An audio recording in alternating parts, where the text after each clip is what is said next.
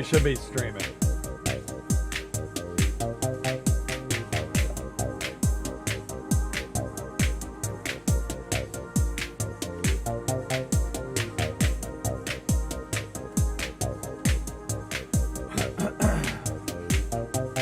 Hopefully none of your friends know.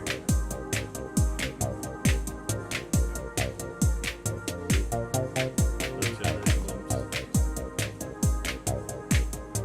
And what's she do?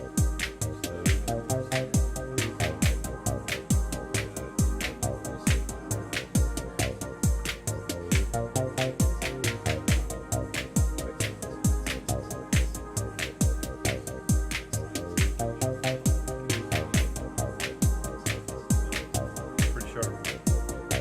Yeah. Well, we are not streaming yet. Huh? I can see that we are. You can't see it yet, though? Nope. Okay, I'll wait. Here we go. No, just now. Here we Got go. it? Yep, just Okay. popped up. Yep. I'm only going to tweet it out, and I want to see if there's a difference in how many people come in. Remember, this is how I make money. Get it out there. Loganfield.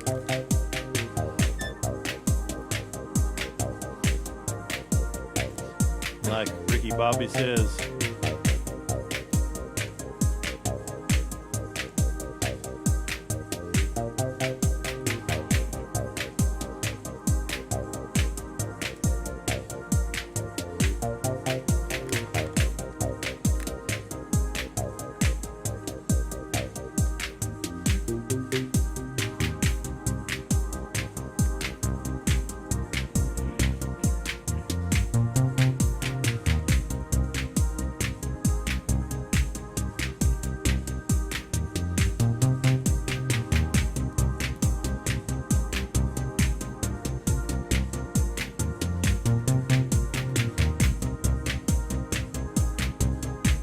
Almost ready. I'm just doing.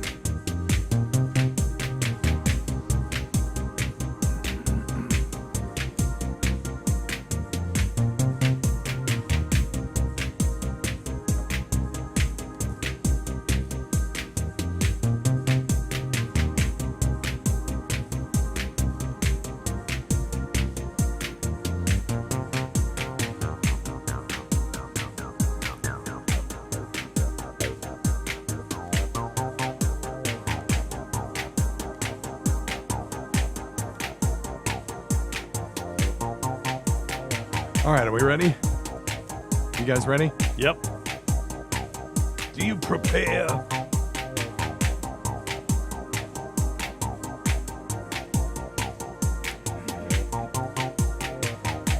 Well, looky there. There's Amanda Davidson, too.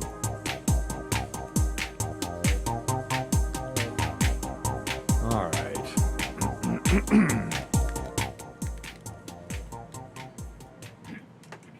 Turn the AC off. Yay! So excited. He'll be stifling in here in 30 seconds. Yeah, he's not wrong. We're not lying about it up here. All right, you ready? Well, fuck it. Okay, no, we're ready. Oh, cool. Yep. Yeah, yeah. Let's do it. Do it. All right, here we go. It's time for Weird Medicine with Dr. Oh shit, we didn't. Let's test Dave's mic. Pull the mic to. Okay, pull it up to your face. You want it about a fist away. Let's see. It's about a fist. Let me see if I can hear you. How does that sound? Oh, I bet his mic isn't on. So turn it on, flat, and 0 dB. On There you go. Should, yeah, if you'll just hit the on. it should 0 do- dB. Yep. Okay, there you are. All right, Okay. yep. All right, very good. Okay.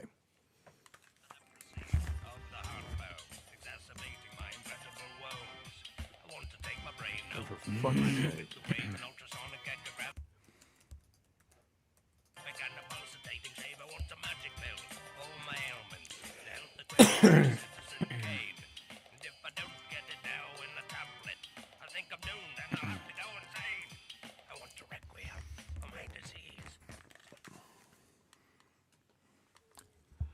It's Weird Medicine, the first and still only uncensored medical show in the history of broadcast radio, now a podcast. I'm Dr. Steve with my little pal. Did I just say now a podcast? Not real sure. Let's do that over again. I'm on the wrong fucking show. Hang on a second. All right, start that again. We don't have to do the whole thing again. Here we go. Idiot. It's Weird Medicine, the first and still only uncensored medical show in the history of broadcast radio and the longest running show on this channel. I'm Dr. Steve with my little pal, Dr. Scott, the traditional Chinese medicine provider, gives me street cred. The wacko alternative medicine assholes. Hello, Dr. Scott. Hey, Dr. Steve. And we have Dave from Rhode Island today. Hello, Dave. Hi, Dr. Steve. We'll introduce Dave in a second, tell you why he's here. This is a show for people who've never listened to a medical show on the radio. If you have a question you're embarrassed to take to a regular medical provider, can't find an answer anywhere else, give us a call at 766-4323. Ugh, that's 347. Take it, Dave. Pooh head. Oh, nice. Very nice, sir. Lucky guess. Most importantly, we are not your medical providers. Take everything here with a grain of salt. Don't act on anything you hear on this show without talking it over with your doctor, nurse practitioner, physician assistant, pharmacist, chiropractor, acupuncturist, yoga master, physical therapist, or whatever. Okay, very good.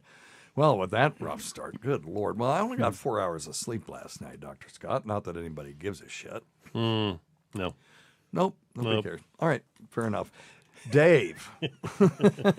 Hello. So Dave, we've been talking about Dave for some time. He has a trigger finger, and we were going to get PA shit, a.k.a. BM John, a.k.a. PA loser. PA fucked shit. Fuck P.A. John. Yes, that's right. Thank you. Very good. We were going to get PA John in here to inject your trigger finger, and then he gets here, and he's like, well, I've been wearing a splint for the last couple of weeks, and it's totally fine. I mean, it's not triggering anymore. So we wouldn't have injected it anyway, so it worked out okay. We probably should talk about what a trigger finger really is, though. What did you first notice?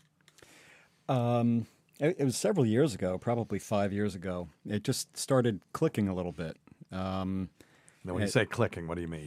This is your middle finger on your right, so- dominant hand? Correct. Yes. yeah. If I were in the fist position and tried to straighten it out, it would hold up basically Okay. momentarily, and then it would sort of pop out. Okay. Yeah. So you would have to put some tension on it. Right. The other fingers would be straight up and down, so it looked like you were doing some sort of gang sign or something. Yep. Exactly. And then all of a sudden, you would have to put enough tension, then dunk, it would pop up, and then it would be straight again. Correct. Okay. Yep. And then what happened? It just progressed over the course of a few years, and got to the point where when I woke up in the morning, it wouldn't straighten out. And, a short period of time, but it's it's disconcerting. There was no Yeah. pain involved, Yeah. but it's not. It bugged the shit out of me. Sure. Yeah. If you were a Yeah. guitar player or piano player, it would really suck. That's right. Yeah. Yeah. Absolutely.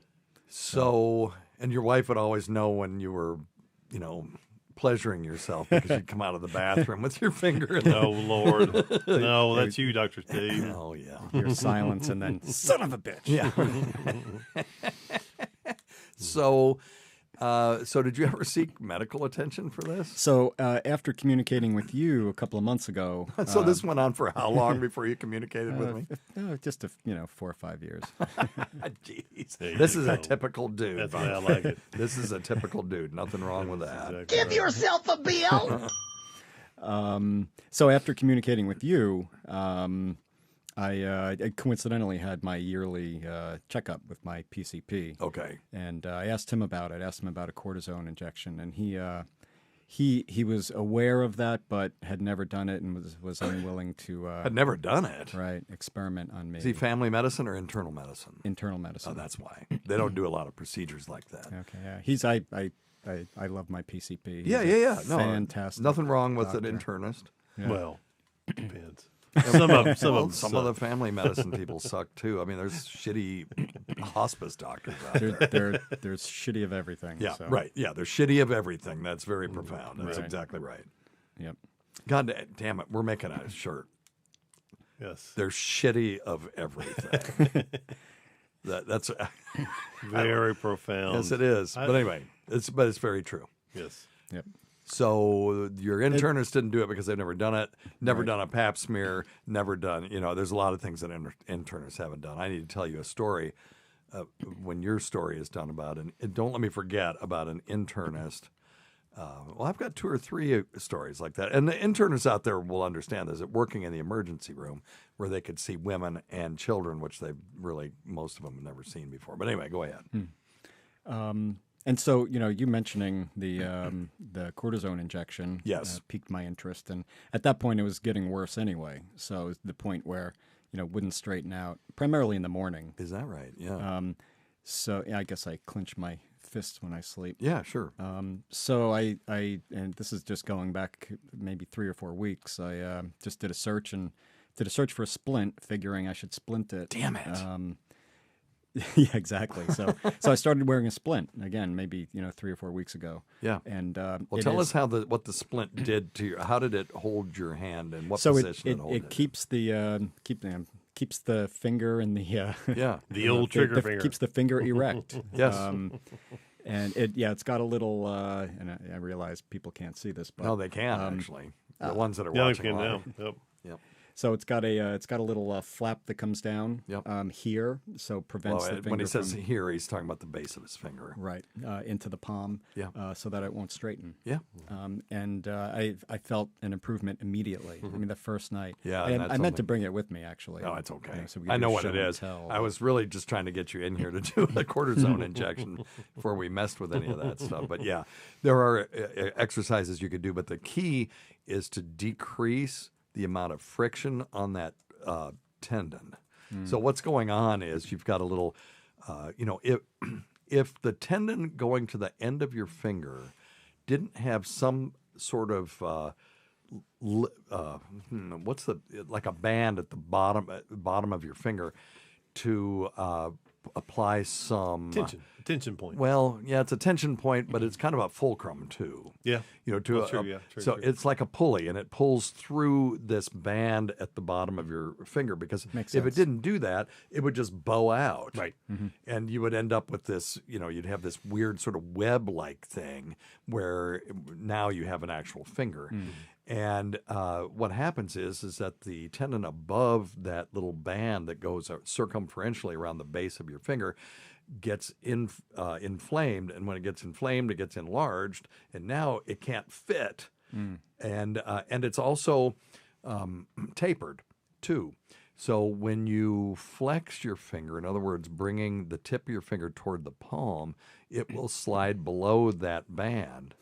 But then it can't get back up again because it's too large to do that.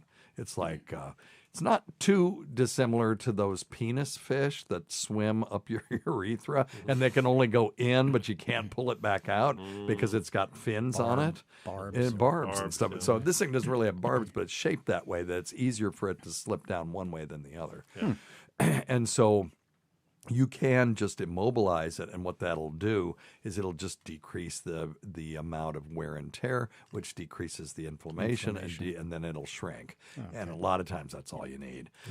But for the reason I didn't even bother you with that is because when you first contacted us, and by the way, he came down here from Rhode Island to get this thing done on the air. When you first contacted us, it had been 4 or 5 years, so I figured that would be just nuts to even try it. So, in this case, I'm glad I was wrong because P.A. John was supposed to inject your finger today, and he didn't show up. So. Well, if he sticks around long enough, Man, you are one pathetic loser. if Dave sticks around long enough, I'll stick some needles in his finger because we do treat it. When We do I treat talked it to like Scott, and Happy he's to. so talk about doing this from an acupuncture standpoint, because you and I have talked about this. One of the things I think that acupuncture does is change some of the inflammatory pathways. That's exactly right. Yeah, I literally would just take where his finger hurts and put little needles around where the tendon is, and that. How the fuck would that do anything? Oh, increases blood flow, Okay. decreases Okay. inflammation. All right. Yeah, just exactly what you were just saying. I know, without- but how does it? without What's the a big mechanism steroid, huh? that would decrease inflammation? Well, you're right. Well, the needles it may are just be noxious the stimulants. needling. Yeah, needles are noxious stimulants. Could yeah. just be the needle and not the cortisone. that does Exactly. something in that. And there's a lot of research that look that up while you're talking. supported. Trigger point injections a lot of times are just as effective, if not more effective, when you don't use steroids. Isn't that interesting? Yeah, especially over time, and because the steroid will break down the muscle, and the needles are so large it actually causes a scarring in the tissue. Well, here you go. Effects of dry needling on tendon pulley architecture. That's what we're talking about. Pain and hand function in patients with trigger finger, a randomized controlled trial study. Here we go. Now, it's hard to do a placebo when you're sticking needles in somebody's hand, but anyway, that's okay. So let's see what they came up with. What's their conclusion? The results suggest that single session of dry needling was effective in decreasing pain. And then the DASH score is like it's a score that we use in impairment ratings to determine function of the upper extremity. So, and the lower the better. Pulley tendon thickness and improving pinch grip power in patients with trigger finger. So, and that's something. So it may be that all this time I've been sticking people with needles with cortisone in them. And them going, ouch, Dr. Steve, ouch, Dr. Well, Steve. yeah, I mean, yeah, and you go, oh, it made them better. Might have done just the same if I just stuck the damn needle in there. And So you can use little teeny needles like diabetic needles well, there you go. instead of these gigantic needles. Give yourself a I'll bill. give you one of those, Dr. Scott. Hey, thanks. Yeah, that Hey, could be- Sean, that's number one, counting. What? No, Sean, I'm having Sean count my bills today. Oh, okay. Yeah. And he doesn't even understand. He thinks it's bills. It's bell. Give yourself a bell. Ding. It's an opiate. For the longest time, I thought it was Bill.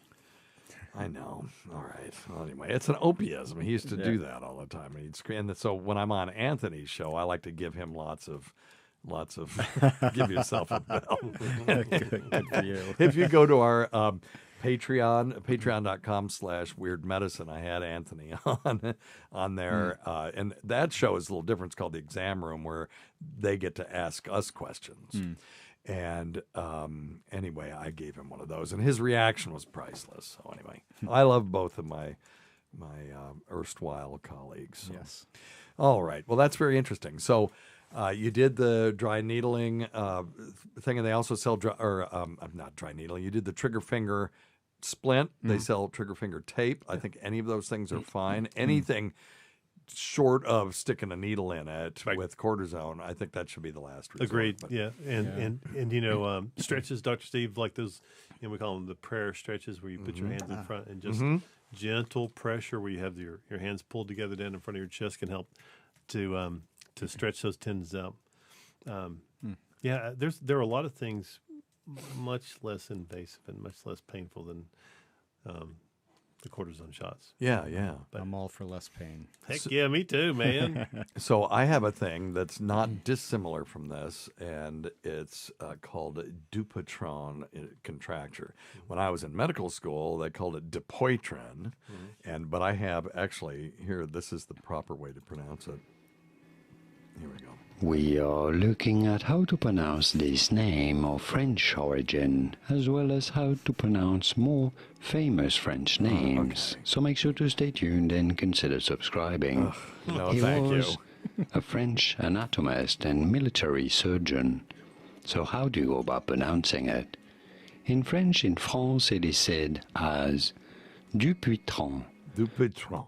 So anyway, there you this go. is an enlargement of the tendons of the hand, and if you let it go far enough, it'll actually cause a contracture of the hand that's not completely dissimilar. But The whole hand? The whole hand, yeah. And these are in the palm of the hand. I've got nodules in the palm of my hand. That's just from being old. And I saw my friend who's a hand surgeon. As soon as he heard I had nodules in the palm of my hand, he said, "Let's see your Dupuytren's contracture." And it's like, well, but I'm not contracted. And this is from all the years of training I had. He said a huge percentage of people that have this never get the contracture. Now, I've got some people that have fingers that are contracted up, and you can see the tendon is contracted under the skin, and those require surgery if you're going to fix them. Yep. But doing that same, what do you call this, prayer Yeah, pose? I just call it a prayer stretch. Yep. Yeah, prayer stretch. So you got to put your palms together right in front of your face. There you go. So that way, when you go down towards your chest, keep your palms together. Yeah, except that for the Dupuytren, I would think that separating it and doing like that. Well, if you try to keep them further down you go, the better. Yeah. Okay. Well, Because that way you get the whole flexor tendon. Oh yeah. Okay. Well, you ought to know. You're the damn genius, You're I the genius, guess. ancients. All right.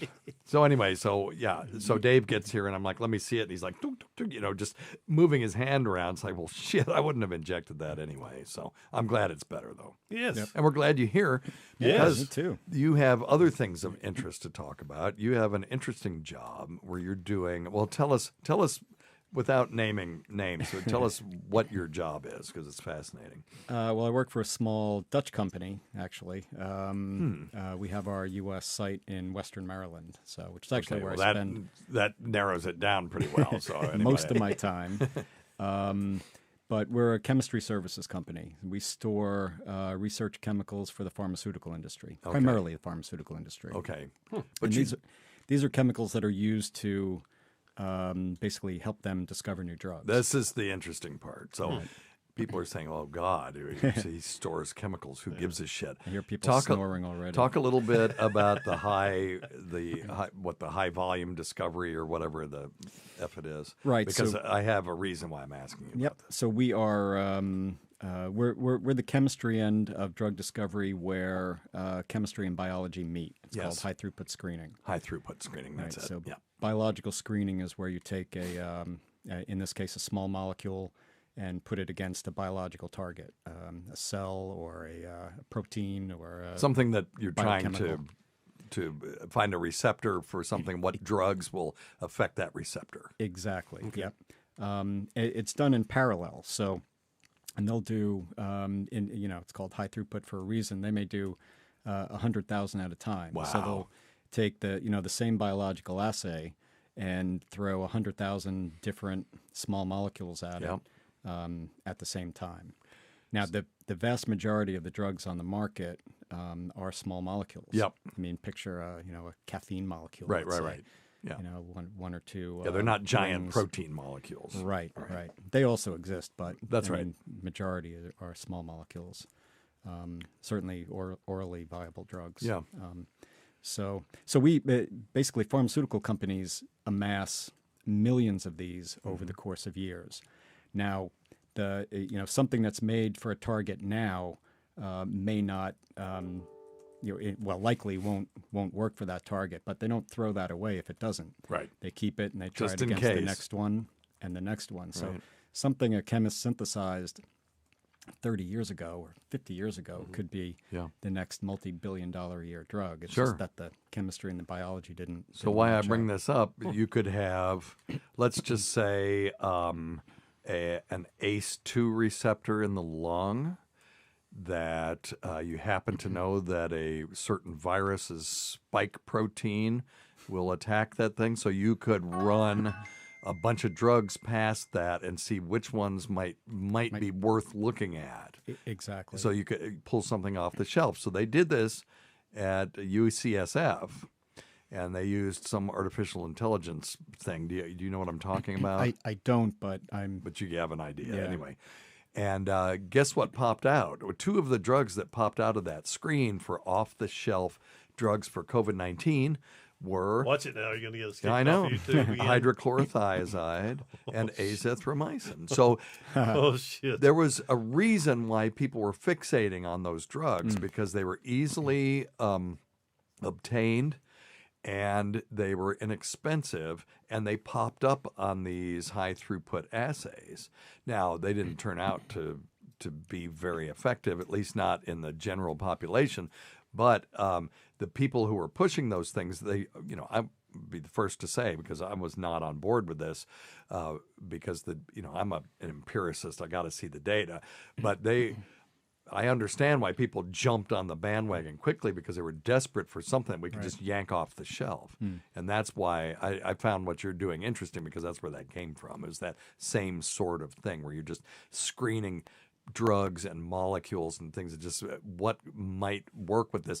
And then if you find something that's very specific for that receptor or that moiety on a protein or whatever it is that you're changing the way it folds or whatever that you're doing, then you can zero in on it and maybe see, well, okay, if we put a methyl group here or a chloride ion here, maybe this thing will work a little bit better. Absolutely. It gives them somewhere a starting point. Yeah, absolutely. And point of note, that's the beginning of a very long process, a multi-year, potentially even decade or more long process from initial discovery to anything that gets on the market. And billions of dollars. Billions too. of dollars, yeah. So I'm in favor of getting a grip on drug prices, but the other thing is I don't want to stifle innovation either. And Totally. And how do you balance that? That's the thing. I mean, I fancy myself as a libertarian. I don't know if I'm really a libertarian or if I'm a Jimmy Dore, progressive, because I've got some things that I really agree with him on, and he's a free speech guy. It's like, oh, I didn't know you could be that far left and be that free speech. But I'm not 100% sure what I am, but I do know that I know. That's hilarious. Somebody isolate that. You're unidentified. But, I want peace on earth, and I want, goodwill toward all men and all that stuff. But I wouldn't mind having a southern border that at least we had some control over. But, because I do see the after effects of smuggling fentanyl into the country and that kind of stuff. I see that every day. But I don't know the answer to this, because I don't want the government to just control it. I want people to make money, but I don't want Martin Shkreli just, gouging the shit out of people with the EpiPen either. Right. I mean, allegedly. I don't know Martin, so, but no, totally. And I think some of the people who are crying for controls, don't realize that. Skull. Skull. Sorry. So it costs, say, $1 billion to get a drug to market on average. There are plenty that fail in phase 3. Yeah. Yeah. Right. Oh, yeah. So that's $1 billion that they're never going to get back. Oh, yeah.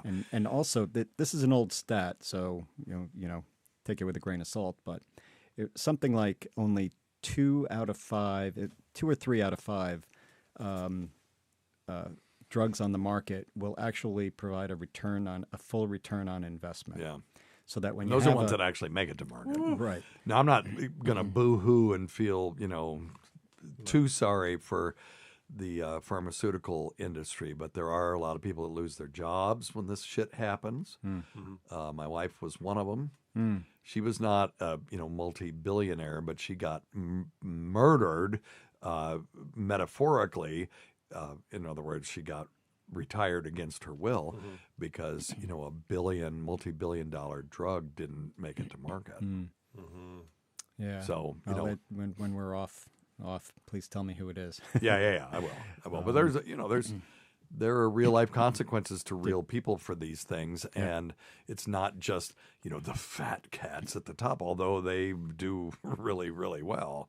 But there's the pharmaceutical industry. Well, shit. I'll catch hell no matter what I say about this. But there are millions of people that are employed by the pharmaceutical industry. Absolutely, yeah. And I've made my living off the pharmaceutical industry for 37 years. Yeah, so, there you go.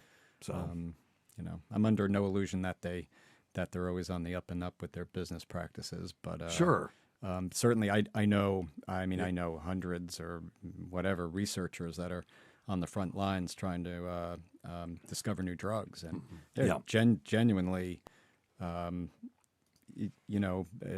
in it for the good. Yeah. I mean, they are trying to cure diseases. Yeah. Well, and we're so much closer. We've been talking about CAR T therapy, CAR T cell therapy on this show. And really 5 years ago, we were talking about this is something we're going to see, 100 years from now. I remember you talking about They're it. selling it now. Yeah.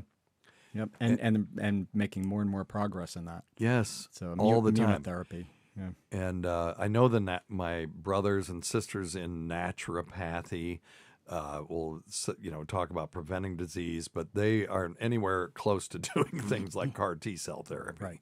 So yeah, it'd be better if we could prevent all of it. It'd be great. Well, I'd love to be out of a there's- job. yeah, but Everybody there's- live fucking forever, would never have pain. That's a world I would love to live in. I'd be happy to give up my job for that. Yeah. There's just no money in that research part for not getting sick. You know what I mean? Yeah. All of it's in treatment, which at least we have something.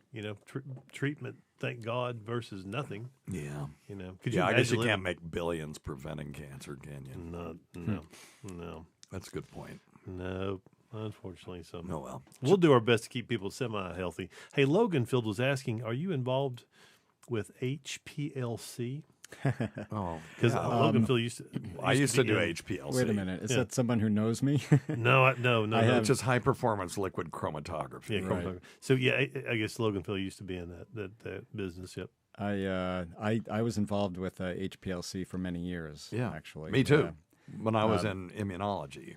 I dealt with discovery labs that were using HPLC for the purification of their candidates. Yeah. So That's what we would do. Yeah.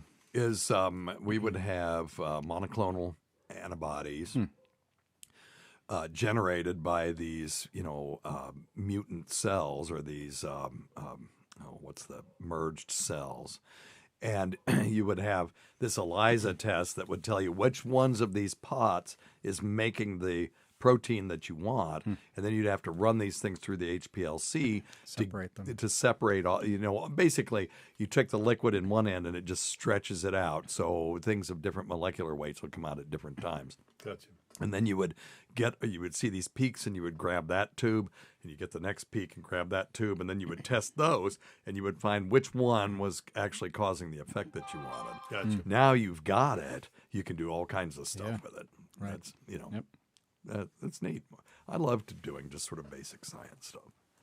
But Loganfield actually had a question for us, and here it is. And let's just go ahead and play it while we're at it. And first thing I guess we need to do is Number one thing, don't Hey, take Dr. advice from Steve. some asshole on the Real radio. quick question for you. I've been seeing a lot of things on the internet recently Oh, good. regarding well, calcification it must be true. But of the pineal gland. okay, A lot of people out there believe that fluoride in the water that's being added to it is causing the problem of the calcification of the pineal gland. And there's a lot of people out there that feel like it's a way to suppress the masses, to I'm sorry, I shouldn't suppress have. creativity, to control population. A lot of weird stuff going on out there. I was calling in to find out. Where? Okay, so John, aka Loganfield, where did we get the idea that the pineal gland is responsible for creativity? That's the first question. So that, but let's let him finish his. What's the deal with them adding fluoride to the water? Yeah. It's 2022 right now. You'd think that people People still have fucked up teeth, though, bro. these days would know enough about good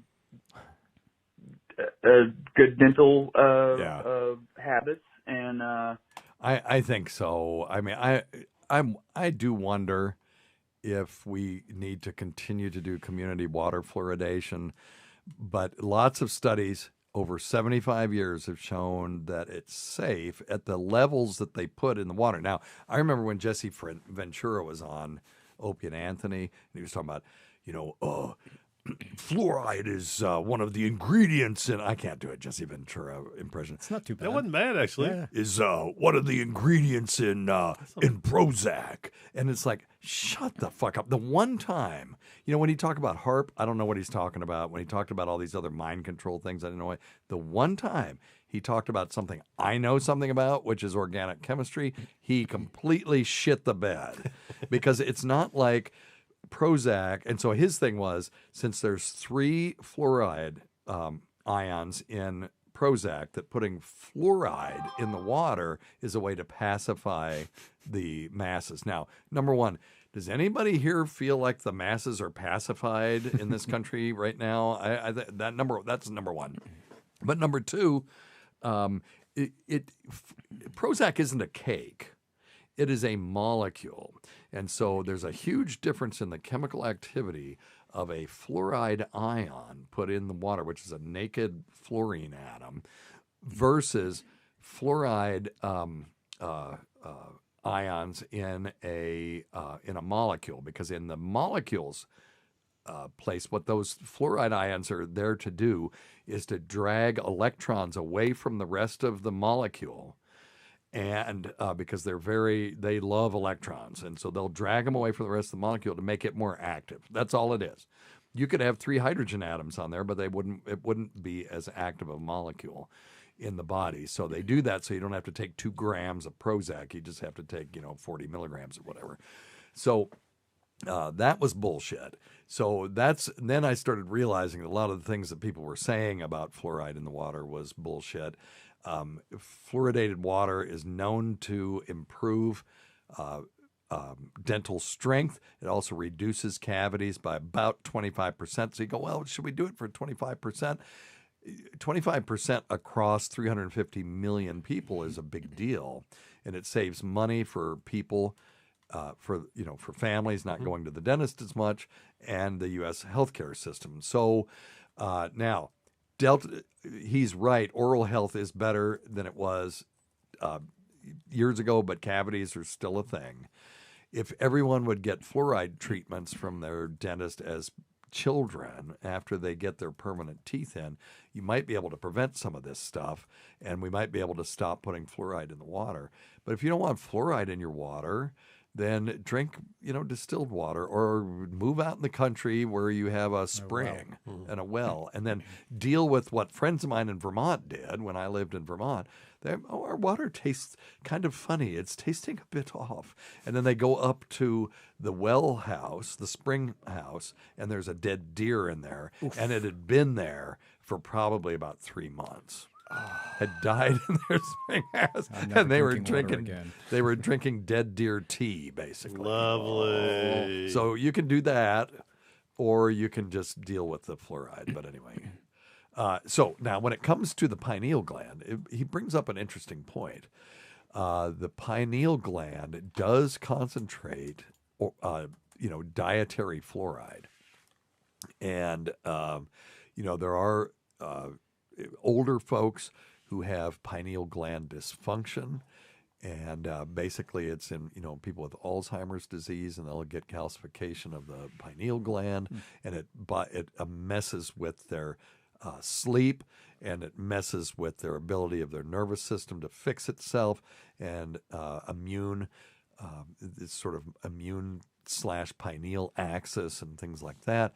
And the pineal gland is a little gland in the back part of the brain where there is fluid. And thank you. And it basically has to do with day-night cycles and things like that. Now, this is sort of interesting. So I found an article, and melatonin is produced in the pineal gland. Fluoride exposure and sleep patterns among older adolescents in the United States. So I'll just read you the results. The average age of the adolescents was 17, and the median water and plasma fluoride concentrations were 0.27 and 0.29 respectively. And an increase in water fluoride was associated with a 2 times higher odds of reporting symptoms suggestive of sleep apnea, and 24-minute later bedtime, and a 26-minute later wake time, and among males a 38% reduction in the odds of reporting snoring. So it was good when it came to snoring, but bad when it came to symptoms like fatigue, even after they got a decent sleep, and they were going to bed later and getting up later. So is any of this clinically relevant? We don't know. That's the answer. That is the absolute answer. Does this concentration of fluoride in the pineal gland lead to calcifications? I don't think we can draw the line between those 2 points yet. But it's interesting. And, the thing is, though, if we don't put the fluoride in the water, which I'm okay with, if everybody will go get their teeth worked on and brush their damn teeth and all that stuff and floss and do all the things and get fluoride treatments, would there be any difference in getting a fluoride treatment? You get a huge concentrated amount of fluoride all at once versus getting a little bit. I mean, we're talking about nanogram amounts. Let's see. Maybe Echo knows. Echo, what's the concentration of fluoride in fluoridated water? Does she know? From DunedinGov.com. Fluoride levels naturally occurring in water pumped from the Floridan aquifer to the city of Dunedin's RO water treatment plant is 0.2 parts per million. Okay, so that's in one place. So, yeah, and there is, let's not forget, there is natural fluoride in some water, and some aquifers have much higher levels than others. Some of them have higher fluoride levels than is what the municipalities will put in the water. So that's kind of interesting. I didn't know that. Anyway, yeah, good question. See if he has anything else to say here. Just trying to figure out why are they still having to add fluoride to the water in 2022. I don't know. They could be adding a lot better stuff to it than fluoride. Like what? Okay, like microdosing. He would be in favor of just putting psilocybin in the water. I do understand that. All right. Who's the football expert here? No one? Okay. That'd be me. That would be you? Okay, well, let's do this one. Of course. Okay. Hey, Dr. Steve, this is Phil from Tampa. I'm calling because I have a slightly longer question, but I will do my best to be brief. Okay. I don't know if you or anyone there follows football, but this most recent week, the Miami Dolphins quarterback, Tua Tagovailoa, he had a concussion, and it was pretty serious. And last week, he was injured, what looked like a concussion, but the team claimed was a back injury. And a lot of people thought he shouldn't have played this past Thursday, but he did. And in this game, he absolutely received a concussion, and it was terrifying. And as a football fan, it's the worst part of the game. Yeah. And I had two quick questions based off of it. First, when the replay showed him, on the ground after the concussion, his arms were up, kind of akimbo, and his fingers were bent out of shape. Like not like they were broken, but they were like even a claw hand. It was it was awful. It was terrifying to see. Yeah. And I'm just curious what caused that and why did that happen? And like why would his arms and hands do that? And my second question is, after the game, the coach said that he spoke to Tua and said that he was normal Tua and everything seemed fine. But if you truly are concussed and regardless of how you're talking, that seems like a false positive, or rather a false sense of security. Like, oh, he's talking fine, so he must be fine. Can you talk a little bit about that? Like, when you get a concussion, are you really that cognizant so quickly, but can that lull you into a false sense of security? Yep. Yeah, just head injuries in general are just scary, man. Yeah, no so, shit. That's all. I just want to call and ask your it's opinion. great. It's Thank great. you. Great question, man. Good question. Go ahead and take it. Multiple questions. I'll take the first half of this. Okay. So what happened was he was first thrown down and hit his head. Yep. And when he stood up, he staggered and was listing and fell down. And the idiot, I say idiot. They didn't pick him up. The idiot that was calling the game says, "Well, it looks like maybe he hurt his ankle or his knee." What? Yes. No, he had decorticate posturing. He did have decorticate, but that was Let's the second, talk about that. But that was the second one. Yeah, the that's second one. Okay, okay. So that's what I'm saying. I'll take the first. Okay. half, No. then you take the Go. So anyway, being a former Jesus. coach, I can tell you, when kids have head injuries like this, and this was the first one, and they come off with even if it's a mild concussion, they come across normal for the most part. For the most part, and then they'll say, "Hey, they coach, can talk to you. coach, I'm fine. Yeah, hey, right. coach, I'm fine." You as a coach have to say no. Yeah. Period. Take them off the field. Bottom line. Get over here. They have a very specific protocol allegedly that they supposedly followed. Yeah. And it failed miserably. Now I don't know where it failed. I wasn't right. part of it, but we don't know. We don't know, but I can tell you right now they failed miserably. So the second time, this kid is literally when he's tackled because he's not a gigantic guy. He's bear hugged, flipped over and flipped back and his head whacks on it. Did you see it? Yeah, he flipped. I saw the replay. Yeah. So it hits his posterior head, his occiput.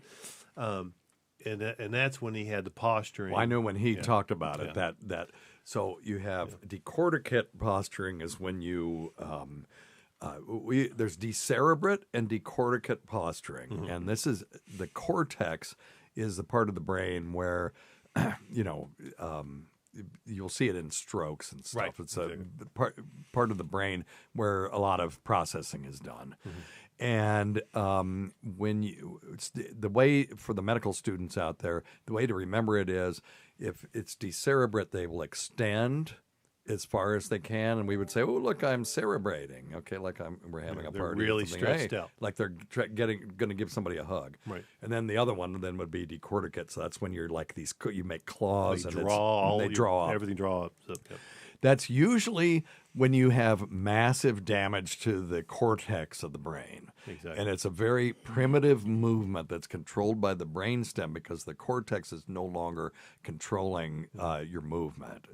And when the brainstem takes over, it just can't do all the subtle movements and stuff. And so that's one of the movements that it does.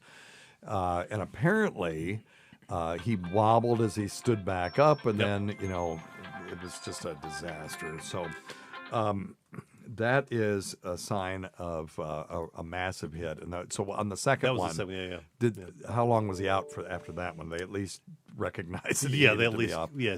'cause I don't- They took him to the hospital. But the first one. I don't watch American football, man. Well, I watch a little bit, but I saw this on the highlights, and you may have seen it on the highlights as well, Dave. It was appalling to me. Yeah. As first a coach and second as a Yeah. player, I would hope that had I Well, the injured coaches, myself- listen, they're not medical people. they're need- not, but they need to be Dr. Steve, trained. no, I'm not saying they are, but Yeah. what I am saying is the head coach Yeah. he failed. Period. That head coach has Well, they need got to to be, say. yeah, they got to be trained to say no. But Dr. Steve, that's not the problem. I don't think the problem is money. Do he's you your think that was the quarterback. coach's thing, or was somebody above him Doesn't saying matter. get his ass back on the That's field? I don't know. Can't say. We anything, don't know. But we don't. We know. weren't there. But We what I have can no say idea. is This that- is Dr. Scott. Yeah, saying this is what I can say. The head coach is getting paid by the guys in the booth, right? Yeah. And those guys want their quarterbacks playing. Yeah, he may not even. Has he come back? He may not come back this season. Hell, And he he's may a- have something long term with this. He's the same kid when he was at Alabama. You remember this when he broke his ankle? Okay, so he had like recurrent ankle injuries, rolling his injuries. So they actually, when he was in college, fused his ankles. They literally fused his tibia because he kept breaking his lateral fibular head there. Okay, nobody knows what you're talking Right, about. his lateral malleolus. So Nobody knows that. Doesn't make it I know, better. but I'm gonna get to it. Ankle. So the bottom of your large lower bone of your leg, your tibia, and a small bone on the outside is the fibula. And a lot of times when you roll your ankle, you break that little bone on the outside. There you go. And it's really awful. It's a broken ankle. They went up above that a couple inches and drilled through the two bones in there, and then screwed them together. Oh, so they made a synosmosis or syndesmosis, whatever. Yeah. And then did to the other side so he wouldn't have the same ankle break on that side. Jesus. It's insane. Well, that was preventative. You're always talking about Oh, preventative Lord, medicine. that's a little. Yeah. That's true. It's a That's a little little bit. drastic. That's a little drastic. I just hate that. I hate it for everybody involved. I feel bad for the coach. Synostosis. What is wrong with me today? Synostosis. Good Lord. But at some point in time, and you would have hoped one of the physicians after the first one would have said, "Hey, coach." Yeah. Yeah. Where were the kid may look good because the coach but made he's the call, not. but where was the team doctor on that? And it's an independent neurologist. Yeah. That's supposed to be there and say, "Hey, listen." Yeah. And running through the protocol, but I still say And I know there's a lot of pressure. there's a lot of pressure. But when the kid stands up, Yeah. enlists. Yeah. No, I get it. falls You don't down. have to convince me. Yeah. I'm with you. Still good. That was so But it's like scary. I do when you have Michael Jackson saying, "Give me some of that magic milk again tonight," and it's Michael Jackson. Sometimes it's hard to just say Agreed. no. I agree, and that's what I'm saying. I'm not blaming the coach or anybody. I'm just saying it's a tough need my magic for everybody. milk. I need a magic pill. I had a mild concussion about 4 or 5 years ago. Oh, who Fell- cares? Dave. Next question. No, I'm just kidding. Go ahead, Dave. Hey, can we get some music for Dave while he's Poor doing this? Dave. Poor Dave. Do we have some like music? Oh yeah, I'll give him some Okay, let's music. hear Here it. you go. Dave. Let's hear about the. I wasn't gone in the Poor bathroom that Dave. long. He slipped in the bathroom and hit his head and had a small concussion. Poor I was in a bike race Allegedly. and crashed. Oh no! Oh, now did you have a concussion or did you have transient global amnesia? It was a mild concussion. Yeah. So, but I mean, I felt fine. It wasn't until I had a CAT scan immediately, and I felt okay. It was the next day when, I was told to, stay home, keep the lights down, don't watch television or your screens, and Oh, fuck that. after a while, I thought, fuck that. So I don't know if I was on my phone or had the TV on or something, and sure enough, it only took a few minutes. I started feeling Really? nauseous, but up until then, I felt fine. So yeah, I would have been all right. Let's go. Yeah, know? let's get back out there and do it. Yeah. So I mean, I can. Not, Well, it's like not that after I'm you have- defending the protocol. No, yeah. It's like when you have don't feel it. propofol too. After a procedure, you feel fine, and you're not fine. No. But you think you are. That's why we are not good judges of that stuff. Coaches are not good judges of it if they're not trained to go, hey, cut the, yeah, you seem fine, Right. and you're telling me you're fine. Because that was this guy's second question. Is it possible that he wasn't fine, but he was interacting with him? Yeah, Totally. absolutely. Totally, yes. Absolutely. Totally, yes. So anyway, all right.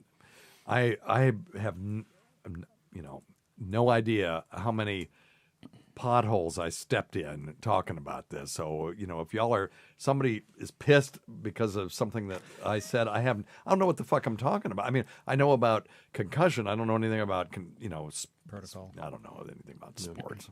I know something about Magic the Gathering. Yes, you do. And if you want to talk about people getting mad and flipping tables in Magic the Gathering and throwing all the cards and the dice and the Dave, tokens all over. What about your headache again? We can talk about that. Dave, I just Okay, dozed let's, off a little let's do bit here. this one. I'm not Okay, sure. fuck both of you. Okay, here we go. Hey, Dr. Steve. Hey. It's Jimmy from Charlotte. Hey, Jimmy. Doing great. Thanks for Oh, asking. I didn't ask. I was Sorry. calling to check out what you thought of the product Lumen or products like it, where you breathe into it and check your metabolism. Yeah. With all the diet fads out there, is just one more? Yeah. Okay. So I don't want to speak specifically about a brand, but there are devices out there that you can blow into and it will tell you your metabolic rate, supposedly. And in the laboratory, we would have people isolated in almost an airtight room with a mask on and have them breathe into this thing, and then we would have to do a bunch of complicated calorimetric calculations and stuff to figure out what their basal metabolic rate was. In other words, how many calories are they burning every hour? So then you could calculate things like when they're doing exercise. You do it when they're doing exercise. You see the difference. How efficient are they in being an elite athlete or long distance athlete? You can do research like that. Well, now they've got this little thing that you can buy that you just blow in, and I looked at it. It's $250 for 6 months, and then they bill you $25 a month. You don't need to do this multiple times, at least. Not in the science that we did with this. Plus, I don't know what this thing is. Mm-hmm. I don't know what the mechanism is. Mm-hmm. It's looks like a flatus flute. It's not that much bigger than a flatus flute. You blow in it, it gives you a number. So I didn't have Never heard tell of such. a lot of time to look it up as far as the science, if they had published anything. But I did find, and this is always entertaining, the Amazon reviews. So let's check out a few Amazon reviews. This person says, just don't. And you can guess if it's a 1-star or a 5-star review, okay? One of the other reviews called this an expensive random number generator, and that's 100% accurate. Even after using this thing for 3 months and allowing it time to, quote, calibrate to my individual metabolism, unquote, I was still pulling totally random numbers that don't make sense from one day to the next. You also need the diaphragm and breath skills of an opera singer to get acceptable readings. If you have asthma, you'll likely die trying to get this to work. So is that a 1-star or a 5-star review? Scott? 1. Give yourself a bill. All right. Let's see here. How about this one? Total scam. This is a very expensive device that is interesting at first, but when you realize it doesn't even measure your insulin spikes, which is what contributes to weight gain, it's pure garbage. Don't waste your money on this useless device. 1 star or 5 star? I'm going to, may I jump in? Dave, Of course. Yeah. Oh, Dave. I'm going to go with a 1. Give yourself a bill. Dang Yeah, it, I should've they're gone. not following offensive. the Carl Still not WATP method where you give somebody a 5-star review and shit all over them in the rankings. Okay, here's one. It doesn't work and they disappear when you need a refund. I'm saying 1. Give yourself a bill. We're on a roll. Inaccurate and unreliable, gives random results. This thing has the worst reviews of anything I've ever seen on Amazon. 83% 1 star, 17% 5 star, and nothing in between, which makes me wonder about those 5-star Yeah, reviews. the mom or their aunt and uncle, uncle girl. And it's just one after another after another. Wow. And here's one. I bought one for my dad at Christmas, figuring we could get healthier in the new year. Always a good idea. The marketing sounds great, but it's a bit of a scam. This is their words. They don't tell you what your metabolism is, which is how they advertise it in the first place. They give you a score from 1 to 5 about what you're burning, and you don't even get any results for like a month. That doesn't help me. I want to know what my metabolism is, which is what I thought I was buying. So if you really want to do it, you still have to go into the lab and do a true basal metabolic rate and eat fewer calories than you burn, and you'll lose weight. Yep. Good Lord. Yeah. And you can do that lots of different ways. You can do it with a vegan diet. You can do it with a low-carb diet if it's done properly. Hell, you could do it with just portion control. You do Portion control, whatever you baby. want to do. If there was just one way to do it, then we wouldn't have to about be having this discussion because we would be doing it. So anyway. All right. Hey, Dave, thanks for coming, man. Hey, my pleasure. Enjoyed it. Thank you, was great. Dave. I'm glad your finger's better. Thanks to everyone at SiriusXM. Thanks to our listeners whose voicemail and topic ideas make this job very easy. Until next time, check your stupid nuts for lumps. Quit smoking, get off your asses, get some exercise. We'll see you in 1 week for the next edition of Weird Medicine. Thanks, everybody. All right. Let's do podcast. You got some questions in there? Yeah, one from way back. I know it's hot in here. I'll turn the air conditioning on for a second. Yeah, Mike's asking about elevated prolactin levels, and he does have multiple myeloma. Okay. Mike, why don't you just email me? Yeah. My mother. Just email died of me. myeloma. I'll put my. And you know, Mike, there's some cool new stuff for multiple myeloma too. Thalidomide. Well, yeah, that's not new. That's not so new, right? I bet they discovered that still the has same it. way though. No, she's been gone for 22 years. Multiple myeloma. In fact, she was being treated right around the time they started using thalidomide. Oh, really? So yeah, she was too far along. Yeah. But Okay, well, we could talk about multiple myeloma though. Okay, so here, let's get some air in here, and then I'll. Did you see Kim Chickens is here today? No. Yeah, she showed up late. It's the first Oh. one she's seen in a while. Hello, Kimberly. The poor Darren Parker, he's out of weed until Friday. God bless him. Why? I don't know. That's what I was wondering. Why, DP? Where does he live that he can't get weed until Friday? So it's just not right. Hey, It's not bad. It ain't right. tell you, weed. if anybody wants one of these or a couple of these, email me your address, and I'll just throw some in an envelope for you. I don't know why you would want this, but if you'll stick them up some weird places, that would be cool. No, it wouldn't be cool. and send pictures. Yeah, and no, send don't pictures. do that. Why? Why not? They'll get them stuck, and then you'll be in trouble. I'm I very won't be in excited. trouble. I'll Dr. stand Steve on told me it. to stick it there. I say, I've got mine. I'll be keeping them right where I can see them. Hey, Dave, do you play an instrument? No. Okay. No, I have at times. I've dabbled, but no, I don't. Oh, dabbled. So he used to play mandolin a little bit. Oh, really? Yeah. All right, let's do a couple of questions, and we'll do the outro for podcast. You know, pick one. No, let's talk about multiple myeloma real quick. Okay.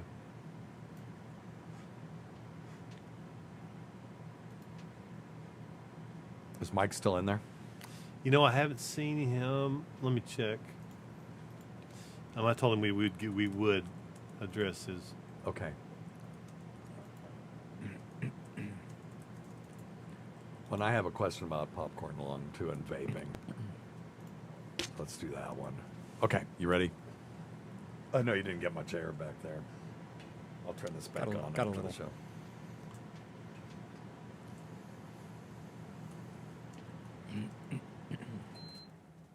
All right.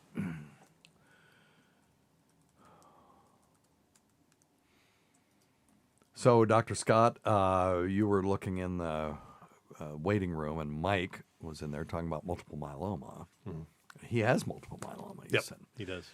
So, multiple myeloma is a disease where you have cells that are immune cells called plasma cells that reproduce in the bones, and they go all over the place in lots of different bones, aka multiple, and then myeloma.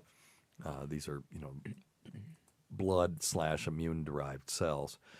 And there was a really interesting study. We were talking about CAR T cell therapy. And I think we have talked about this before. And if you're interested in reading about it, go to drsteve.com and click on non-pseudoscience cancer cures. There's an article about a patient that they studied using measles vaccine for multiple myeloma. So you're nodding your head. So I've talked about this before. Well, you have talked about it. I always. But read, you knew about it too. Yeah, I always read whatever I can about multiple myeloma. Oh, really? Yeah, my mother had multiple myeloma a long time ago. Oh, okay. So, Before she's they been gone for I'm a sorry. long time. Yeah, That's a rough one. Yeah, and it can cause a lot of pain. And there's just it's just tumors in the bones, and it's not a fun cancer if there is such a thing. Terrible to watch too. Yeah. And so what they found out was, and this is one of those serendipitous things, they just had the idea that measles vaccine, which is a live attenuated virus, loves myeloma cells. And so they gave this person genetically modified measles vaccine, but the only modification they did was they inserted code for a receptor that would accept a radioactive iodine molecule or atom, Okay. And that was it. That wasn't there to treat anything. You think of radioactive iodine, well, you're going to try to kill something with that. No, in this case, they just wanted it as a marker because it's really easy to detect radioactive iodine in the body using scanners that we already have. Mm-hmm. So they injected 6 million doses. Yeah, I knew it was really high. Of measles vaccine. Now, it's still not that much. I mean, it sounded like there was gallons. No, it was probably just in one syringe, maybe a couple of syringes. Oh, wow. Because the measles vaccine is highly diluted, you're not giving that many viral particles, and 6 million of them still fits on the head of a pin, basically. Okay. So they gave this person 6 million measles vaccine doses, and they got kind of sick.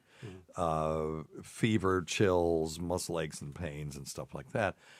And when that prodrome went away, they, collection of symptoms before the study was done, they put this person in front of a scanner that could detect radioactive iodine, and all of their myeloma tumors lit up.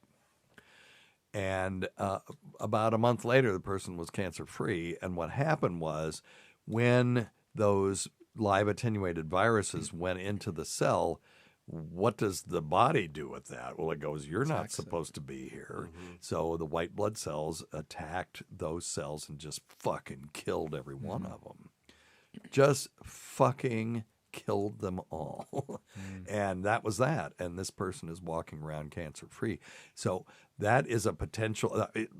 They are coming up with so many cool ideas. And now, once you do it once, you can reproduce it, if you can reproduce it, if the person didn't just falsify their data. But if you can reproduce it, then you can start to hone in and find the most efficient way and the least with the least amount of morbidity and mortality that you can. It can be the safest way to do it. That'll be the most effective. And so that's coming.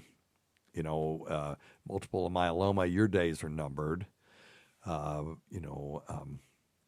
Smallpox, dead. Influenza, I can't remember, Yamato, dead. So we're making some progress on some of this shit. Sick of it. Stupid cancer, stupid viruses, reproducing to no end, just because they want to. Because they can. Because they can. Machines. Yeah. They are. Yeah, they're just little nano machines that all they do is Nano reproduce rabbits. and make people fucking sick and kill them. Assholes. Fuck them. Yes, fuck them. That's right. That's right. And when they're dead, you know what I'll say? All right. Well, let's do this one real quick because this one Darren has some interest in. And then we'll get out of here. Hey, Doc. Ooh. This is Anonymous in Texas. I was Okay. just calling to ask you about Well, that's a weird name. THC vapes. I know vaping can cause popcorn lung and is obviously not good for you. Well, can it though? I mean, certain vapes were doing that. So is THC/marijuana vapes same or worse or? Yeah. Okay. Good question. So he was worried about in the early days of the vape explosion. We saw these people that had this inflammatory illness of the lung that was deemed popcorn lung because when you did an X-ray, it looked like they were, had popcorn in there. There was lots of little sort of semicircular and circular lesions all over the place. And I think that they determined that some of the fly-by-night vape manufacturers were using vitamin E oil as their oil, and they think that's what was causing that. I haven't heard about popcorn lung in years. No. And people are vaping more now than they ever were. You go behind these people in these cars, and you see they got their window open. You see the giant fucking cloud of smoke. It's amazing, or That vapor. can't be healthy. It can't be healthy. I bet it's awesome though. I used to love Don't that you feeling even when I think about it. smoked. You'll be up here huffing. No, I won't either. I'm over that. But when I used to smoke, I loved that feeling of I don't know what it is. This sort of a fullness going into your lung, and there was something about that. I'm sure they get the same feeling, except more intense. I remember my boys were laughing. We were in Asheville, and there's lots of hipsters around Asheville, North Carolina. Yeah. There was this guy sitting out there. He's like, and he had his tunes, man. Yeah. The big And it was beard. Yes, yeah, and Hey, watching that, y'all are, and you're describing me in about one white glove and a monocle, and all this stuff. And the guy's sitting out there. It's like, I think I'll take a toot off of my vape pen, man. And it was this giant contraption, looked like a clarinet. It was huge, black and silver. It was cool looking. I can't say that it wasn't, but he was definitely trying to draw attention to himself. And he took a toot off of this thing and blew out the biggest, most giant, opaque cloud of white vapor that I've ever seen. And the boys were just laughing their asses off. They're like 7 and 9. They just thought that was the funniest thing because the guy was so extremely ridiculous, But anyway. But I bet that feels great if you're a vape person. I'm okay with, if you're a smoker, going to an FDA-approved vapor or nicotine inhaler. There's a pharmaceutical nicotine inhaler, and doing that as a bridge to getting off of doing everything, to total sobriety. Rich Voss quit smoking, and he's still chewing fucking nicotine gum. 20 years later, or longer than that. And it just shows how addictive nicotine is. It's amazing.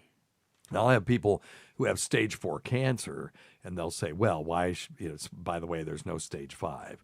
And they'll say, well, why bother quitting now? And what I'll tell them is the tar stuff in the tar causes the cancer, but the nicotine can make it grow faster. Nicotine activates a protein called protein kinase C, which actually can be a tumor promoter. So there is still reason to quit, even if you have stage 4 cancer. And on top of that, you'll feel better. You know, even if you have a limited amount of time, you'll feel better if you're not smoking. But anyway. All right. Well, listen, thanks go to Dr. Scott. Thanks to Dave from Rhode Island. Thanks, man. It was enjoyable having you here. Thanks for making the trip. Fantastic. Really yeah. appreciate it. Great to always make a new friend. So, and we've got some prizes here for you. And and the home game, the Weird Medicine home game, which only somebody our age will even get that reference. But anyway, listen to our SiriusXM show on the Faction Talk channel, SiriusXM channel 103. Not sure when. Saturdays at 10, Saturdays at 7, Sunday at 10. And on demand. Just listen to it on demand. And other times at Jim McClure's pleasure. It's Wednesday. Jim's back from vacation. I haven't heard anything about whether we've been renewed for another year, so we'll see. Many thanks to our listeners whose voicemail and topic ideas make this job very easy. If they don't renew us, I would like to have a final show, if we could, have some warning to do some stuff. And then we'll just have to accept the fact that we're just a couple of schlunks with a podcast. Got axed. The one thing is that's nice having a SiriusXM show, even if it's at 10 p.m. on Sunday, is you're not just some schnook with a podcast. You know, you have some cachet from that. So maybe I will demand emeritus status. That's reasonable. If you don't know what that is, look it up. But I'm going to demand SiriusXM emeritus status.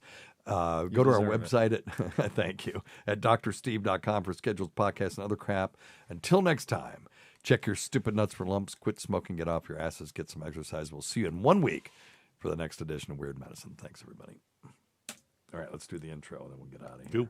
Oh, then we'll do music. Yeah, we'll do play some music. Yeah, let's play something. And we'll turn the air conditioning on, though. Yay! It's kind of hot. All right, it is. All right, you ready? Yeah. Okay, here we go.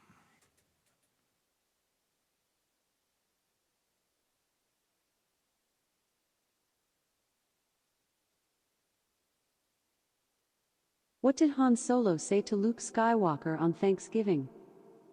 May the forks be with you.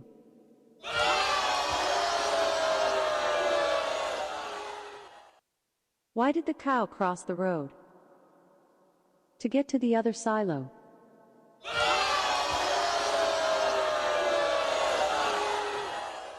Why did the barf and the booger fall in love? It's what's on the inside that counts. Can you, shut up? If you just read the bio for Dr. Steve, host of Weird Medicine on Sirius XM 103 and made popular by two really comedy shows, Opie and Anthony and Ron and Fez, you would have thought that this guy was a bit of, a clown. Why can't you give me the respect that I'm entitled to? I've got diphtheria crushing my esophagus. I've got Ebola virus dripping from my nose. I've got the leprosy of the heart valve, exacerbating my incredible woes. I want to take my brain out and blast it with the wave, an ultrasonic, echographic, and a pulsating shave. I want a magic pill for all my ailments, the health equivalent to Citizen Kane. And if I don't get it now in a tablet, I think I'm doomed and I'll have to go insane. I want a requiem for my disease, so I'm paging Dr. Steve. Dr. Steve! From the world-famous Cardiff Electric Network studios, it's Weird Medicine, the first and still only uncensored medical show in the history of broadcast radio, now a podcast. Dr. Steve with my little pal, Dr. Scott, the traditional Chinese medicine practitioner, gives me street cred with the wacko alternative medicine ass hats. Hello, Dr. Scott. Hey, Dr. Steve. And we have Dave from Rhode Island. Hello, Dave. Hello. We'll be introducing Dave in a little bit. Yes, he's very happy to be here. This is a show, not for long, maybe. This is a show for people who would never listen to a medical show on the radio or the internet. If you have a question you're embarrassed to take to your regular medical provider, if you can't find an answer anywhere else, give us a call. 347-766-4323. That's 347. Take it away, Dave. Pooh Head. Oh, excellent. Follow us on Twitter at Weird Medicine or at drscottwm, and visit our website at drsteve.com for podcasts, medical news, and stuff you can buy. Most importantly, we're not your medical providers. Take everything here with a grain of salt. Don't act on anything you hear on this show. Talking it over with your primary care provider, your acupuncturist, whatever. Tacy isn't here, so I couldn't do the list. Just talk to somebody about it. Don't listen to us. We're stupid. Don't forget stuff.drsteve.com, stuff.drsteve.com for all your Amazon needs and all your online shopping needs. It really makes a huge difference.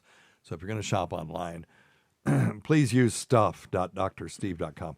And then check out Dr. Scott's website at simplyherbals.net. That's simplyherbals.net. He gets most of his business from Weird Medicine people. Plus, I gave him some of these super cool chips, Weird Medicine poker chips. They are so if cool. you buy something, the next, how many you've got there? The next 10 orders. The next 10 orders. Really, the next probably 100 orders. I'll give him some poker chips. He can throw He's got a in lot of poker chips, people. Check us out at patreon.com/weirdmedicine. We do what's going to be there. If you have not heard the full audio from the roast of Carl and Vinny, my set will be on Patreon by the time you hear this. So patreon.com/weirdmedicine. That's mostly Tacy and me, and then we'll sometimes have celebrities call in and ask us questions. It's kind of fun. It's called the Exam Room. It's a stupid name, but we have to have a name for it. And it's loads of fun, and check it out, patreon.com/weirdmedicine. And then just today, I did a cameo for a guy, Pope John Paul, I think. The guy's name was John Paul. It only could be one of those, right? It's got to be. And I'm like, hey, how you doing? So it was it's stupid. From the love of his life, so I don't know. Oh, my God. But, yeah, they were listeners to the show, and we really appreciate them. So check that out, cameo.com/weirdmedicine. All right, that's it. Okay, Cool, man. All right, let's get this air conditioning on. What do you want to play?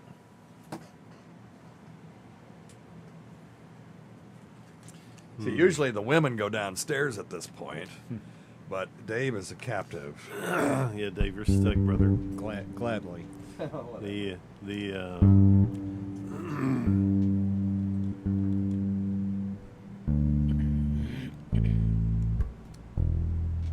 Amazing. Gets out of tune quickly, doesn't it? No, totally normal. No, yours does not. Mine does.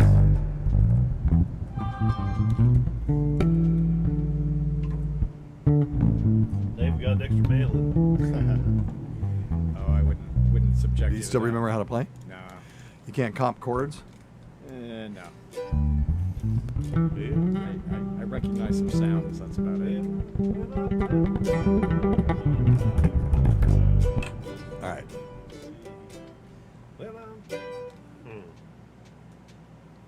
How about Big City? Who? Big City. Big City? From Merle Haggard. I don't know it. Well, I'm tired of this dirty old city. So they call it Big City? Yeah, it is Big City. Yeah, Big City, Merle Haggard. Well, I'm tired of this dirty old city. So D, said DG. Yeah. Entirely too much work, and there's never enough A. And I'm tired of this dirty old sidewalk. They all walk off my A today. Just go to GD in there? Yep. Okay. So it goes D-A-G. Yeah. Yep, Dad at the end. Let's do that. What do you think? Sounds All right. good to me. Why not? Kush made a request, but I didn't know the song. What is it? I don't even remember. Well, I can look it up in a second. have him say it again. Well, he wants prog rock. We'll have to do that when we have. We can do it, yeah? Yeah, Let's okay. not have to practice.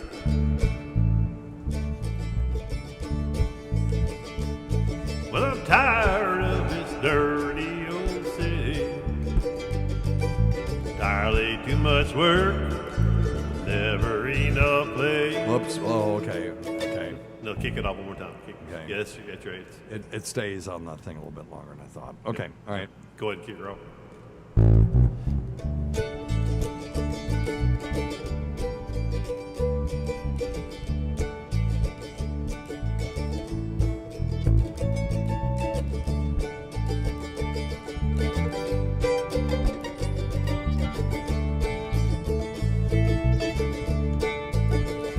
Well, I'm tired of this dirty old city. Entirely too much work and never enough play. And tired of these dirty old sidewalks. Think I'll walk off this steady job today. So turn me loose, set me free. Somewhere in the middle of Montana. Give me all I've got, come into me. And keep sorry. Okay, this is different than. You- So the you- verse and the chorus are completely different. Except for that, yeah. But it finishes the same way. And keep and keep your retirement and your so-called social security. We're gonna finish at DAD. Big city, turn me loose and set me free.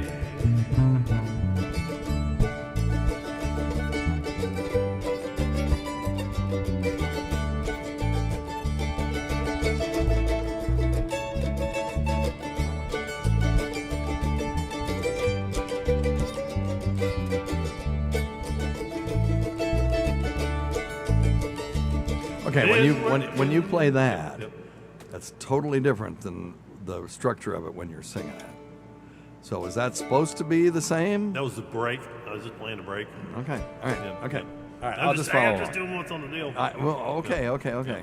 I'll follow along. Give me two. Send you the Nope. No, I know the chords, but it's just when I hit them Yeah. is weird. That's okay. I'm Nope. just gonna watch it. Okay, well, let's try it at 3, 2, 1. Been working every day since I was 20. Haven't got a thing to show for it or anything I've done. There's folks who never work and they've got plenty. Think it's time for guys like me have some fun. So turn me loose, set me free. Somewhere in the middle of Montana. Give me all I've got coming to me. And keep your retirement and your so-called social security. Big city, turn me loose and set me free. Hey, big city, turn me loose and set me free.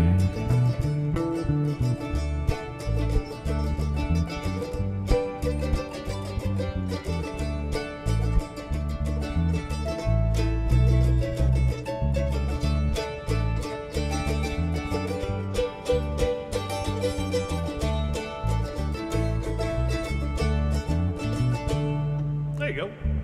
Okay. Yeah, we could get this. We can get this. The song. structure is weird, but Yeah, anyway. and I don't know, Steve. It might just be the version that I picked up. It's just the first one on That's there. fine. Yeah. What else you got? That's I liked it. That was fun. I'm gonna save that one. Say you love it. Hope you get to feeling better. Oh, is she not feeling good? Yeah, she was a little sick. Blue Monday. I'm trying to think of Blue Monday. Blue Monday. Well, that comes after a month of Sundays. How about some Rolling Stone? Thanks, man. Thanks, Cushy. I like that song. How about well, we've done Dead Flowers recently, haven't we? Yeah, but we've not done recent too. We could, our old standard. Oh, we could, okay, go ahead. No, you please, your turn. How about Sweet Jane by Lou Reed? Ooh, we've never done it. Let's do it. We can't make it any worse than we do anything else. At least we'll be consistent. There's nothing like practicing once. So, Velvet Underground. Yep. Sweet Jane. Oh, this is going to be painful. I can already see. Well, there's a bunch of those Lou Reed songs Holy we could cow. do. Stand on the corner. Or we could just do Sitting at the Dock of the Bay if you want to just do something like that. I can do the whistling part. I'm trying to think of how this song goes, Sweet Jane.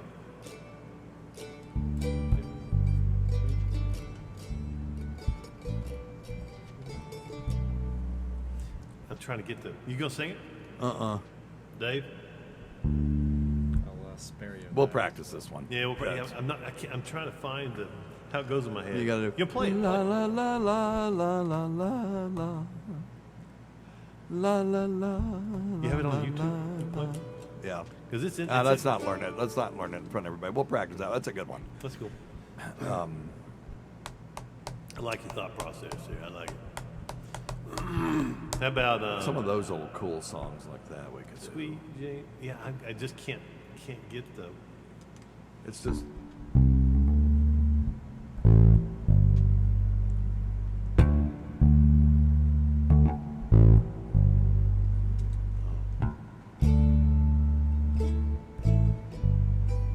That's all it is. It's the whole song until you get to that cool part. Okay, yeah. Standing on the corner, suitcase in my hand, Jack is in his coat, Jane is in her vest, and me, I'm in a rock and roll band. All right, anyway, we'll work on it. What else you got? That was going to be awful. Let's see here. That was going to be awful. But it was going to be fun, though. I can't sing, obviously. Sound better than me. The cat scratch.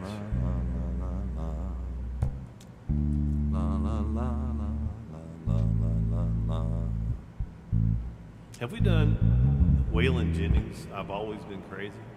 No. We can do it. Oh. If you know it, it's better. I've always been crazy. Trouble that's put me through. Been busted for things I didn't do. Okay, you don't do that one. I can't say I'm proud of all of the things that I've done. So it's just me, just long strums, and you just play anything you want. Hey, how about some reverb, please? You have reverb. I got some. Good. You got all kinds of reverb. That's all you want. I may need more for this one. Okay. So, okay, what key? G. G. G, C, D. Yep. All the way through. We won't screw up that part. There's no minors or anything. Okay. Yeah.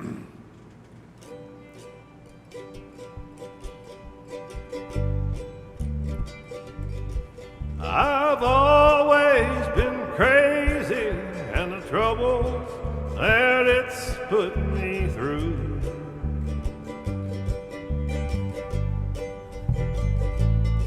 I've been busted for things. It just holds that G. I didn't do.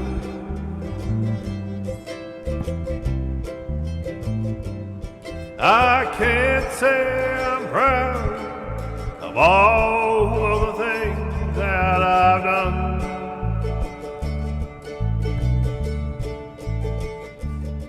But I can say I've never intentionally hurt anyone.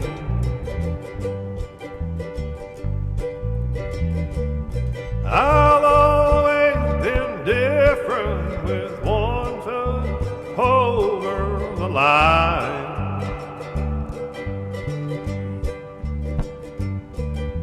Winding up somewhere, one step ahead or behind.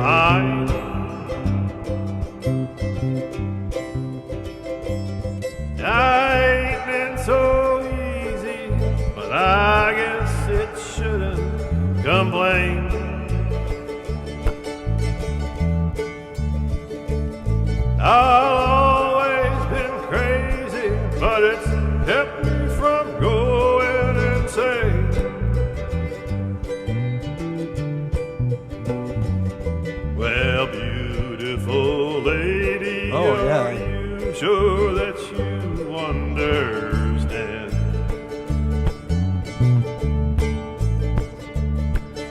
The chances you're taking, loving a free living man.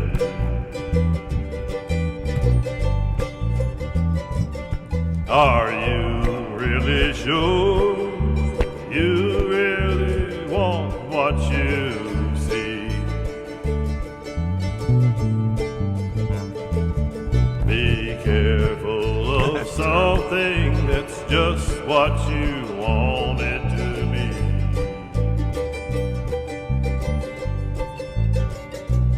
I've always been crazy, but it's kept me from going insane.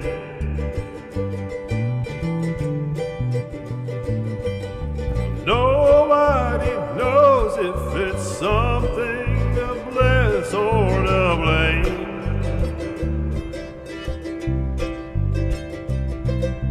So far I ain't found a rhyme or a reason to change.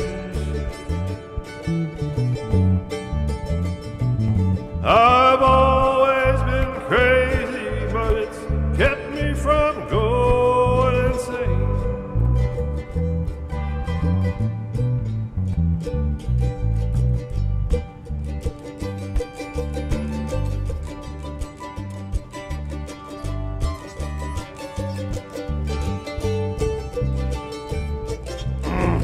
Look, what are you doing? I just missed that darn thing.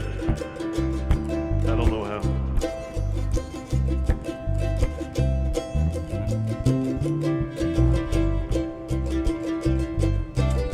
What the fuck are you doing? I've always been crazy, but it's kept me from going insane.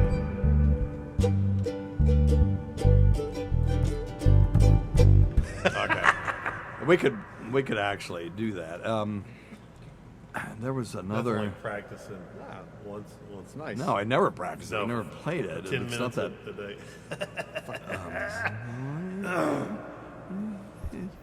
Yeah, that was my. You know what you could do? Yeah, Logan Field, you're right. You know what need we more could reverb, play? yeah. More reverb. Yeah, I'm sorry. Look up. Hang on a second. I've got one for you.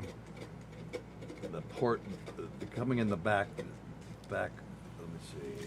That's my best Waylon Jennings impression. It's about the best I can do. Well, Better than, if you didn't drink. Better than Sweet Melissa. Oh, a stab in the heart. Truer words. That's great. That's Truer great. words have never been spoken. Oh my Backdoor God. deal Menard. So what am I looking up? Hang on. I was thinking. That really made me want to play because it was so terrible. Yeah. It was just Yeah, but then now you're better. No, I did. Yeah. Okay. You do a great job. Yes, you do. No, but that I'm already done. I don't need to suck up to you. I genuinely good. Dude, you got that. That was hilarious. And the back door that I'm about to sing for y'all. We could do some. I took the Cajun idea of stuff. Honky Two-step. Tonk Blues of Hank Williams. Oh. That's how the back door came about. And people's been telling me, yeah, you should sing. I watched this you guy. I should saw this write guy a live in song Chapel Hill about once. the front really? door, Yeah. you see, because in a house there's more or less have two doors. But I've been having trouble with it because over here there's a lot of humidity. I've been having problem with the hinges. So that's why I didn't write it yet. Oh my God, this is wonderful. Let's see. Okay. We gotta play the back door.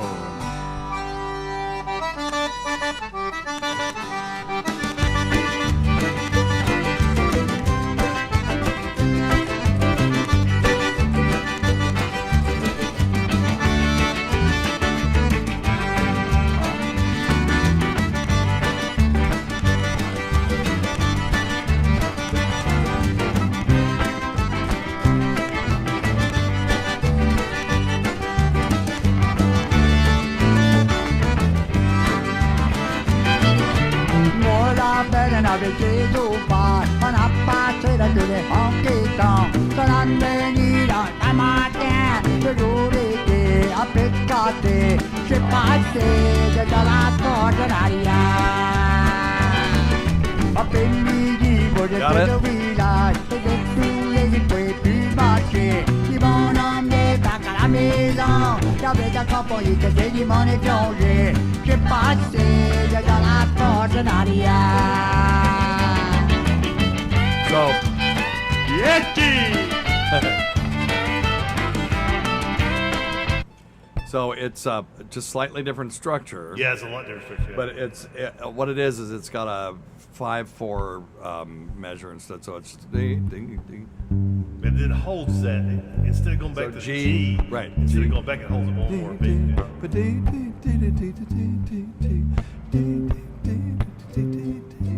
G, D, and then it goes to the Then it goes to the D. Okay, yeah. It goes right back to the D. I mean to the G. To the G. Yeah. Okay. Yeah. So it's 1, 2, 3, 4, 1,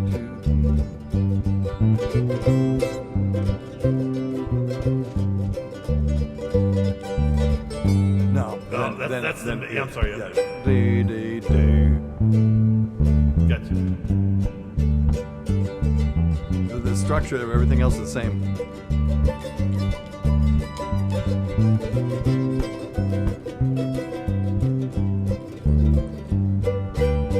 There was the game.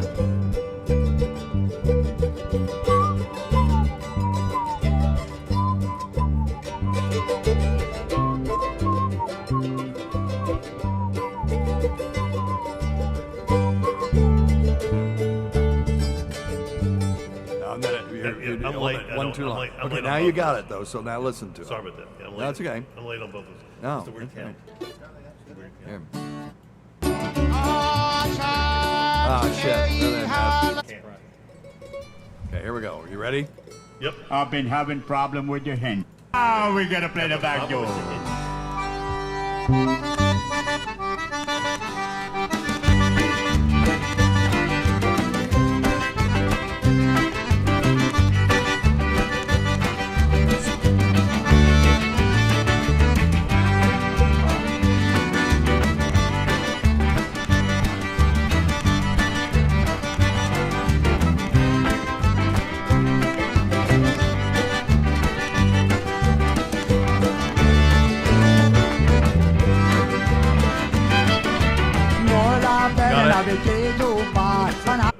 Got it? Yep, I think so. Now you got the words? It's just that one. Is Harold? Can we get po' boys? Sean, we can get some po' boys back here. Yeah, I don't know if I'm up. Okay, well, we'll work on that one. My But Cajun, that'd be a good one. My Cajun. You can sing it in English. There's an English version Yeah, of it. takes It's some the fun. back But door. then I have to act like I'm trying to do good. I thought you were going to do like I'm so lonesome I could cry for my Hank Williams. or You can do something. that. I thought we were going old school. This is old school. No, I know. I was thinking old school country. Yeah, okay. You're going old school. Yeah. You're going double old school. But you can, it's just a slightly different structure, but Yeah. it's very similar. Yeah, you'll just, if to you'll what just you're find using. it, send it to me. Yeah, okay. Send me, and I'll practice it. All right. Let's play something we know so that Let's play one and we'll get out of here. How about Leave that? people on a slightly less tortured pissed off trail. What else can we really screw up? How about?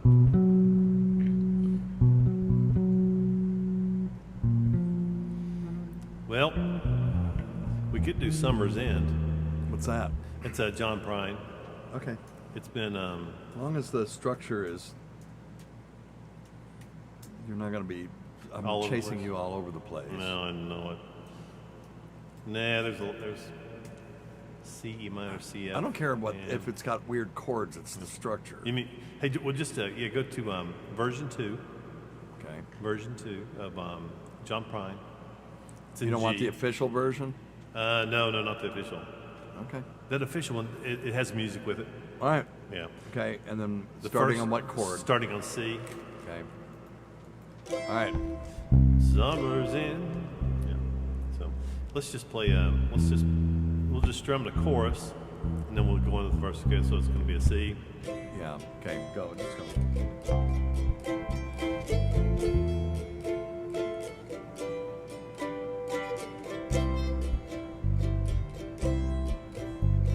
Summer's in, around the bend just flying. The swimming suits are on the line just drying. I'll meet you there for our conversation. I hope I didn't ruin your whole vacation. Never know how far from home you're feeling until you watch the shadows cross the ceiling. Well, I don't know, but I can see it snowing in your car. The windows are wide open. Come on home, come on home. You don't have to be alone. Just come on home. On Valentine's, break hearts and minds at random. That Easter egg ain't got a leg to stand on. Well, I can see that you can win for trying. New Year's Eve is bound to leave you crying. Come on home. Come on home. You don't have to be alone. Come on home.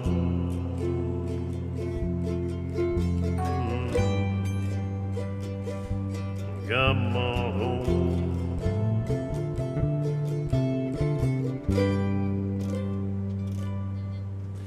The moon and stars hang out in bars just talking.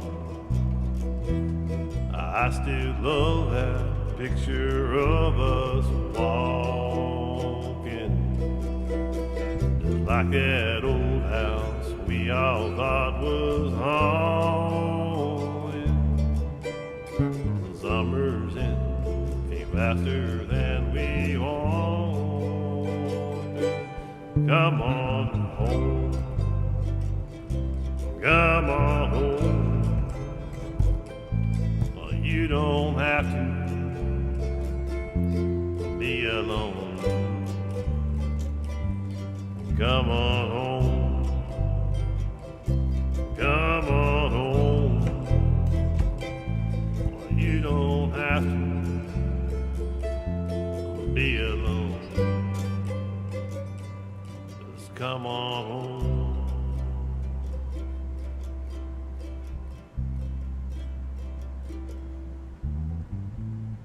There you go. That wasn't so bad. That wasn't awful. I've heard worse.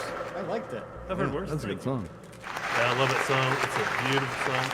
I love John Prine. I'm giving the applause to John Prine, not to us. Yeah, enough for John Prine for writing that beautiful Yeah, song. he wrote a song that we could actually play. Yes, I love it. I love it. I love it. I love it. Well, boys and girls, ladies and gentlemen, 2 weeks from today. Yep. Next week. But there will be a show next week. We've There- already recorded it. There will be a show and next you guys week. were there, so. Thank you, Sean. Thanks, Amanda. Hey, Amanda, is it snowing out there yet? Speaking of.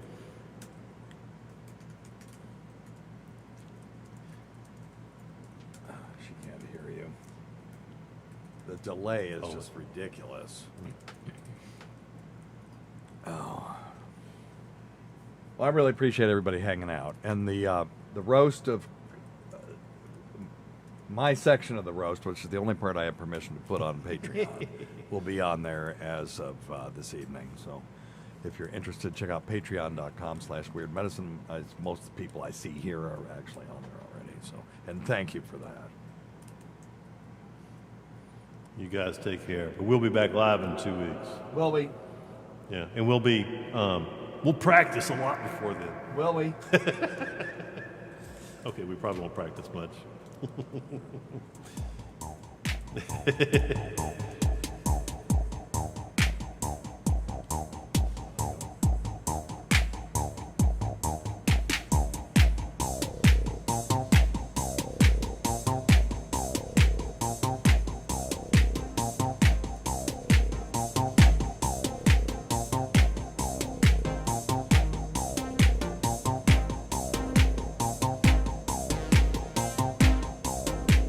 That's fun.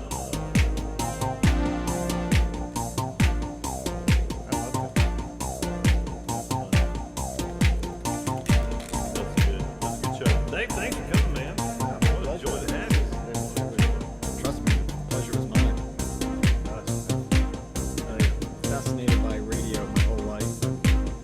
This is pretty damn close. Oh, shit, yeah. He doesn't. He's got to you. He's got the knowledge, number one. Equipment helps. That helps. If he had a better sidekick, he'd be a little better. So every once in a while, he gets some man who's got some damn stuff. You guys play well off of each other. Clearly, a lot of respect between the two. Oh, God, yeah. I tell people, first time I met him, we started hanging out. YouTube was just coming out. And I've never seen anything like it. But he'd be in there watching YouTube. He'd have a chart, a pile of charts that's on his desk. And his nurse would be yelling at him, "Dr. Steve, get your ass in here," and yelling at him. And we're in there watching YouTube. It was like, and he'd go through those charts just like that. Don't look, stay right here. He'd be doing shots, sewing things up and right.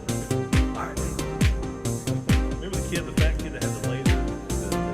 That was your favorite thing. It was doing like the Star Wars. Oh, the Star Wars Yeah, kid? remember that? That was Oh, that was hilarious. fun, yeah. Have you ever seen that? He was a kid in Canada, I think, and he filmed himself with like a stick in the audiovisual place at school, doing Star Wars, but he's this big, fat, nerdy kid, and he forgot to erase it, and a bunch of his friends found it and then put it up on the internet. It became this huge meme. So then what people did was they took it and like put him in the Matrix. It was so cool. Just Google or just get on YouTube and look at Star Wars kid. And Carl from WATP got his start with videos like that because it was in the early days before YouTube. There was this thing called eBaum's World, and that's where he and his friends started that website. That's where they made all their money. That's why you can just do podcasts and stuff. Yeah. Cool. Like banjo. Never touched banjo. I love the banjo.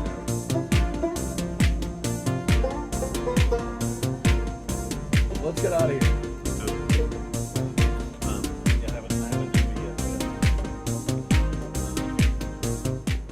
Are we off still? Yep. Well.